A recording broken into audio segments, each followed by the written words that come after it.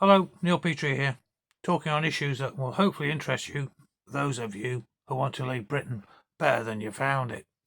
That's the plan. So let's look first of all at a man who is saving America, according to a great historian in America.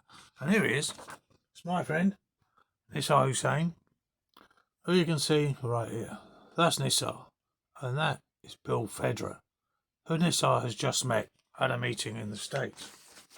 We were over there for the whole of February. Nissar and I had been invited over to talk about sharia to the American people, in particular for those in Texas, really, because of a vote that was coming up concerning the banning of sharia. So over we went, 1st of February. 10 days later, there's Nissar meeting Bill Federer. And in the interim, Nissar had made quite an impact in the United States by talking on shows such as Steve Bannon's that he was invited onto. He'd also even been on GB News back in the UK. The first time he'd been on live television in the UK to discuss this issue with regards to his life as an ex-Muslim in Britain, because he had left Islam in 1996, and in 2015 he was viciously attacked outside his home and almost beaten to death. Luckily, got his hand in front of his skull before the pick hell smashed into his skull. This was the culmination of 20 years of harassment of him and his family, abuse and constant attacks by the local Muslim community.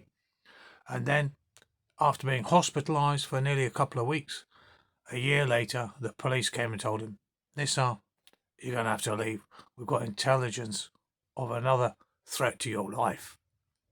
So this man and his life story was what impacted the Americans and led to Bill there telling it, Nissar, to his face, the first time he shook his hands at that meeting, that Nissar was saving America. Now, I think that's important.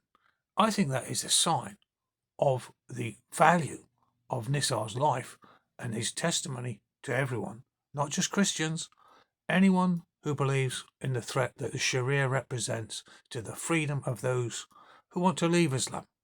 But not only that, many laws cover other threats to those who are minorities under Islamic rule. And we'll be going through that in a moment. But bear that in mind. Saving America. What about us? What about saving ourselves here in the United Kingdom? What about us saving ourselves across Europe, across the West? This is the issue, and we've got a man who's already led the way in the United States just earlier this year and has woken up a huge part of the American community, particularly the Christian community, as to the threat that Islam and Sharia in particular, that's what we're talking about here, is the law codes that are the threat. Muslims are individuals, and you'll get a variety from the obviously the fundamentalists through to the very moderate. But the law codes are set in stone, and the apostasy laws, that is those who leave Islam, bring in its train this trouble. And that is why Bill understood the impact of what Nissar's story was to the American public. Hence that public statement by him. So the reason for it, as I said, was Nissar had appeared on, twice on Steve Bannon's show, on the GB News, and we'd in fact, he had been invited along to the White House to meet President Trump by a leading pastor in the United States. For all kinds of reasons that fell through, and we would have a second chance later on in the month when we came back to Washington, D.C. for Nissar to meet the president with Alveda King, trying to arrange it for him and others too. But that didn't come through, as you'll find out, or you will may remember. The Iran war started right at the end of February, and that's when we were expecting or hoping for Nissar to meet the president with the invites that we were hearing about. So that was that end of the trip. But I want you to think about this. Those Texas people had got us out there, or we'd been taken out to Texas in particular, to try and help them with a ban Sharia campaign. That's what we did, and that's what Nissar was particularly effective at. His story motivated the Americans because there was a vote coming up on 3rd of March just after we left. And what happens? They went out and they voted 95% to ban Sharia. Nissar had impact. And then, just a month or so later, you may recall, just recently, in Florida, they had a law, because the previous one was just a petition, but this was the law introduced by Ron DeSantis in Florida. You can see the impact now. That is important. We now have the United States starting to wake up to the threat that the Sharia represents through the example and through the talks given by Nissar there. And to some extent in UK now, maybe because he's been on GB News twice now, to wake people up, to let them understand that the sugar-coated vision that you are sold is not actually the reality. And on that, you can see here, it's a genocide case document that you can get on the website legalizeapostasy.com. And this is a genocide case against 11 nations around the world that demand death for those who leave their religion. As you may have guessed, they're all Muslim countries.